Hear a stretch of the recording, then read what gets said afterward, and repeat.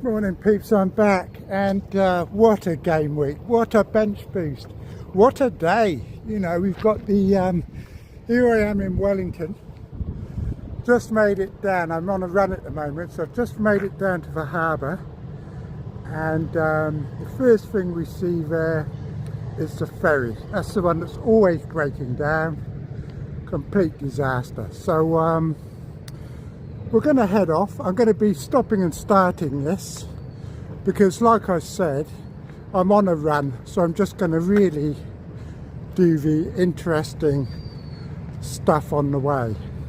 So we'll see what we find, peeps. We'll see what we find. Here's another runner, look. And I've just been past a whole load of them. That's towards the city centre over there. Bit of a nightmare. Anyway, peeps, what a game week.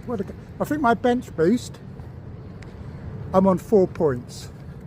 Livramento 0. Wan-Bissaka didn't even play. He was a bit of a doubt, but the manager said he'd probably be fine. Of course, I knew he wouldn't be because it's bench boost. He hasn't missed a game all season, Wan-Bissaka, all season. He waits until I buy him on wild card. What's this prick doing? And then the you wouldn't know, peeps, you wouldn't know, right?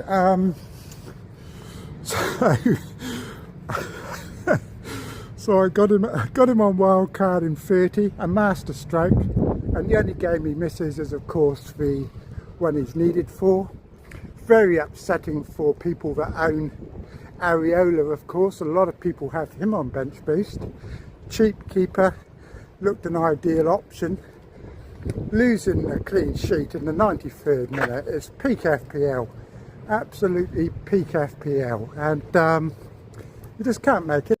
You know, I know it'd be difficult for you, but it's there in black and white, or red and white. Anyway, what a night I've had, peeps. It's been absolutely ridiculous. You know, I got home last night, back to the hotel, and there's this netball team standing there. I think it's 2 or 3 netball teams having some sort of a tournament. And all the girls are like giggling and making lots of noise till about 1 in the morning. I didn't want to tell them to shut up because they're like on holiday, enjoying themselves. I thought I'd let them get on with it. And then of course I get up to watch the football, you know, at like 3 AM. And I turn the telly on. They've all gone to sleep by this stage. I turn the TV on the minimum volume, on 1 volume. Next thing, they're banging on the door telling me to shut up. Fucking unbelievable. I'll tell you what, peeps, the wind has been driving me absolutely nuts. I'm trying to record a video, and I know that when I get home and listen to it, it's going to be absolutely hopeless. So what I've had to do, I've had to come away from the seafront and kind of heading towards town now, and then I'm probably going to get traffic noise. I hope this isn't bluey, because it looks to me, when I'm looking at it, looks a bit on the bluey side. But I want to talk about Man City now, because a lot of people, they went absolutely apeshit over De Bruyne this week. I think Mark Southerns, apparently according to Az, actually took Diaz out so that he could play De Bruyne, and Diaz got 9, and poor Mark's not having a very good game week because apparently he accidentally hit his free hit button. Didn't actually change his team, but used his free hit. So next week when he actually goes to use his free hit, when he's got no players, he's probably got about 5 players this week. Well, what's going to happen is that he won't have a free hit chip anymore. So he's completely screwed. This is Manor Street, peeps. This is one of the sort of shopping streets in Wellington. I think this might be Cuba Street. Oh, this is Cuba Street. This is quite famous, this street. It's like an arty-farty sort of a place. I quite like it. It's got some nice little bookshops in it. You know, you can sort of get a lot of sort of very interesting books that you don't find anywhere else. But yes, a lot of people went apeshit over De Bruyne, and quite a few people captained him. I mean, it's probably reasonable because it looked like he was going to start. He played very well against Palace, but like we said before, it was Palace. So we're coming up to so it was Palace, so you never know. This year, you wouldn't believe this year, right, has caused such a fuss in this city. This is called the Rainbow Crossing. All it is a bit of paint on the street where you cross the road, and instead of a black and white zebra crossing, it's a rainbow crossing, you know, for cultural diversity, gender diversity and all those sort of things. And it's caused absolute uproar, just over a bit of paint on the sidewalk. You know what I mean? Absolutely ridiculous, peeps.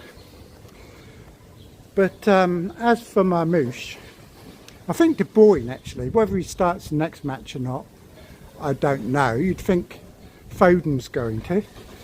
I think Pep will see how Newcastle were hammered when they played an unchanged lineup, and Pep generally doesn't make, you know, he always changes his team anyway, which doesn't bode well for Savinio.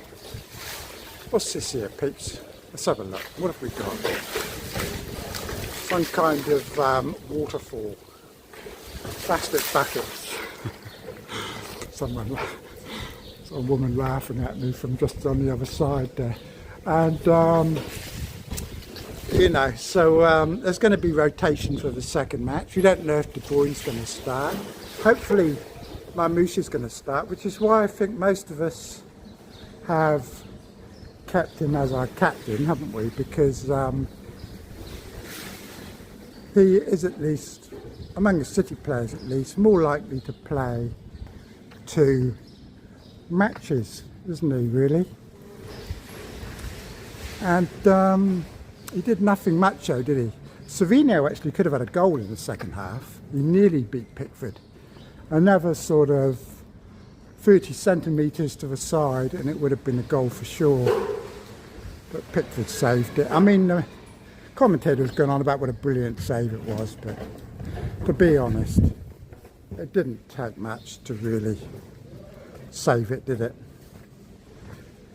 But Diaz 9 points. I was criticising people for having 2 City defenders, but it actually paid off for them, didn't it? And the reason I was critical, I think, was because it did rule people out of the likes of De Bruyne, you know. And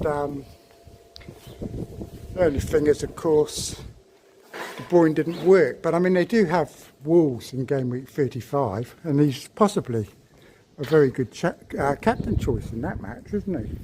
Here's the bookshop. It's a very good bookshop here. Pegasus Books. I just hope this isn't blurry. It probably isn't. It's probably my eyes because I haven't got my glasses on.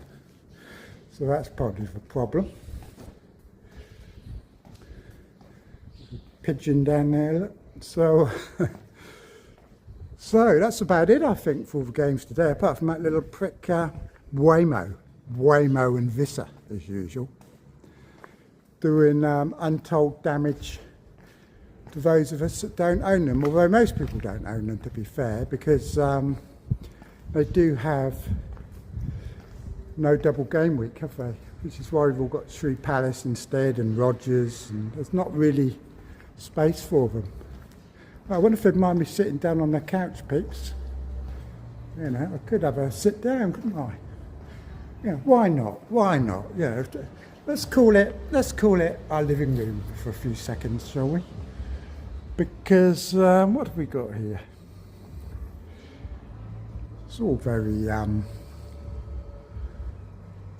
good, isn't it? So anyway, that's the Man City game covered. As for tomorrow, we just don't know what Saka's going to do we? I don't know what his expected ownership is, but I own him, but I didn't captain him. Whether that's going to be enough, I don't know. I don't know if I want him to fail or whether I want him to start. Probably, I suspect, I don't want him to get many points because quite a few people have captained him. Or I did see the polls. Most people were going with Marmouche. I only caught the Harry's stream, and he was captaining my move. She's very influential to what other people do. I think he was responsible for a lot of people bringing Foden in a few weeks ago, wasn't he? But him and Raptor. But you never know what's going to happen with Arsenal. My 3 transfers in this week were Kirill, we'll go for another walk. Kirill, Rodgers, who got an assist, and I think the other one was Kirill, Rodgers, and of course Saka. They were my 3 transfers. Didn't want to take a hit. Could have taken a hit to get Livramento out. I won't go that way, it looks a bit grim over there. We'll go back along this side. Ethiopian food. I didn't think they had any food in Ethiopia. You know, they're supposed to be starving, or maybe Geldolf fixed Ethiopia all that time ago. So, so there's quite a few games tomorrow. I think you shouldn't get too upset about your bench boosts, because to be honest, were we really expecting much anyway? You know, I mean, I could have even made it worse if I had taken hits. Like if I'd taken a hit to take out Livramento, it would have been for Consa, although Consa does have 2 points already, which is 2 more than Livramento. But they are away at Man City next, so whether he will outscore Livramento, as it turns out, it would have been worth doing, because at least Consa's useful going forward, but I wasn't to know that at the time. I thought Livramento might have been able to get an assist, or at least get something, but no such luck. Very early here, Peach, which is why there's nobody around. It's only 8:10 in the morning. So anyway, I think that's going to be about it, you know. So I can't see really much else to talk about at the moment, so I'm going to log off and talk to you all later, peeps. And what I'm going to do, I'm going to put a montage in, because I've done like 4 or 5 of these this morning. Some of them were too windy, some of them I got a bit tongue-tied, but all of them I think had something amusing in them, so I'm just going to pick out those bits and kind of cobble them in. I think that's enough there. We'll go back down here. I'm not gone yet. But what else? I'm trying to think of other things of interest, but there's not really much, is there, when you think about it? I mean, the Palace game, I'm very happy indeed that I had Henderson, because Henderson with 8 points, again, outscored Munoz, who I don't own.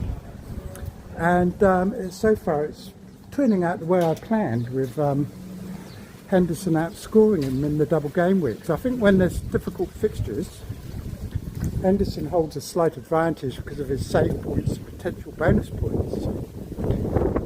But getting that player sent off might have actually helped me, because as they went off at half time, another one I don't own, and you know, if they had 11 men, they might not have defended so hard and could have ended up conceding, couldn't they? As for Bournemouth, you know, what's all that about? I mean, are they another team on the beach now?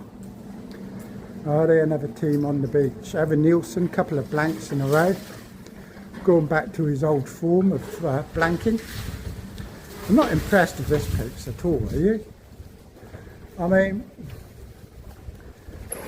I think I prefer the Rainbow Crossing, to be honest.